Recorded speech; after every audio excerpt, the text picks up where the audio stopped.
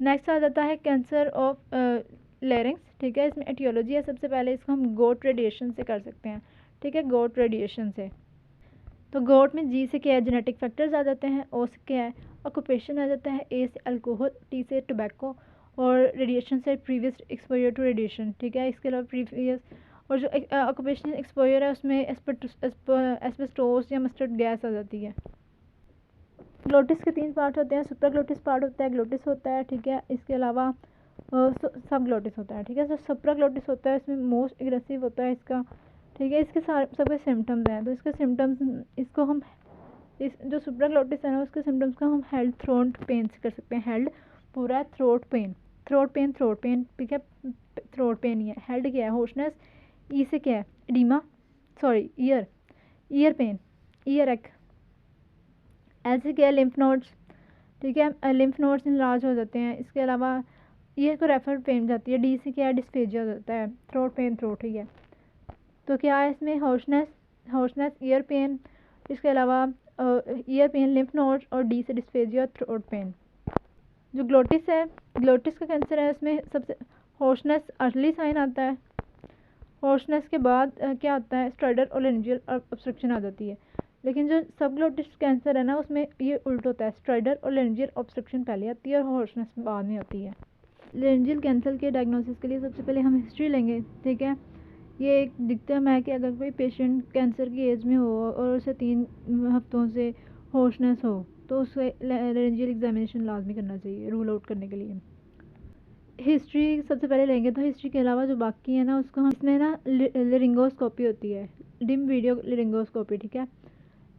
Video लेरिंगोस्कोपी ही है, ठीक है। वीडियो लेरिंगोस्कोपी के दूसरे और 2 नाम होते हैं, जिसको हम फ्लेक्सिबल फाइबर ऑप्टिक लेरिंगोस्कोपी या रिजिड लेरिंगोस्कोपी भी कहते हैं।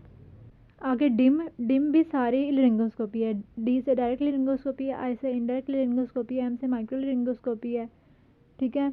इनडायरेक्ट लेरिंगोस्कोपी में हमने क्या क्या देखना है, अपीयरेंस देखनी है, लियन की। इसके अलावा मोबिलिटी चेक करनी है, वोकल कॉर्ड की, और एक्सटेंट ऑफ डिजीज़ देखनी है।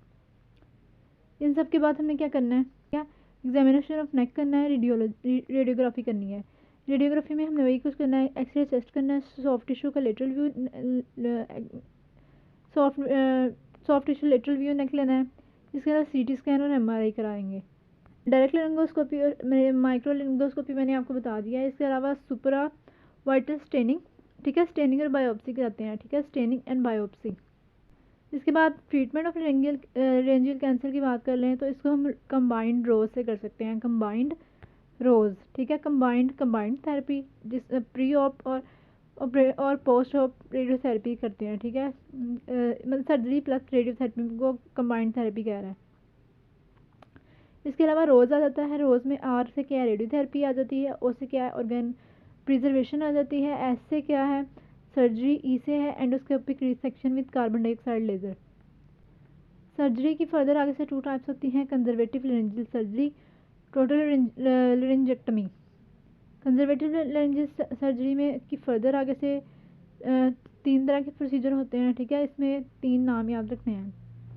2 लेरेंजेक्टमी है, इसमें कौन कौन सी है, पार्शल फ्रंटोलेटरल, एक फ्रंटोलेटरल है और एक हॉरिजॉन्टल है, ठीक है। Partial frontolateral laryngectomy, partial horizontal laryngectomy. इसके अलावा कोर्डेक्टमी है, एक कोर्डेक्टमी है और 2 लेरेंजेक्टमी है। कोर्डेक्टमी वाया लेरिंगोफिशर टोटल लेरेंजेक्टमी की इंडिकेशंस आती हैं। इसको 3-4 टैप फेलर से कर सकते हैं। 3-4 क्या है, 3-4 टैप, 3 क्या है, 3 लीजन, T3 के लीजन, 4 क्या है, T4 के लीजन। अगर हो मतलब T3 के लीजन हो या T4 के लीजन हो तब हम टोटल लेरेंजेक्टमी करते हैं।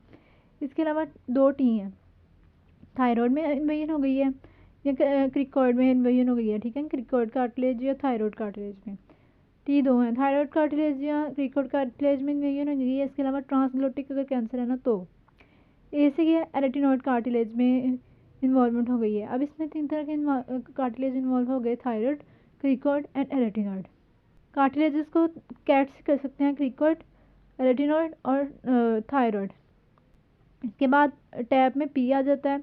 पी से क्या है, पी से पोस्टीरियर कॉम्बिनेशन की लीजन हो गई तो तब, और फेलियर क्या है, अगर रेडियोथेरेपी और जो कंजर्वेटिव सर्जरी है उसका काम नहीं हो रहा तो फिर हम टोटल लेरेंजेक्टमी कर देंगे।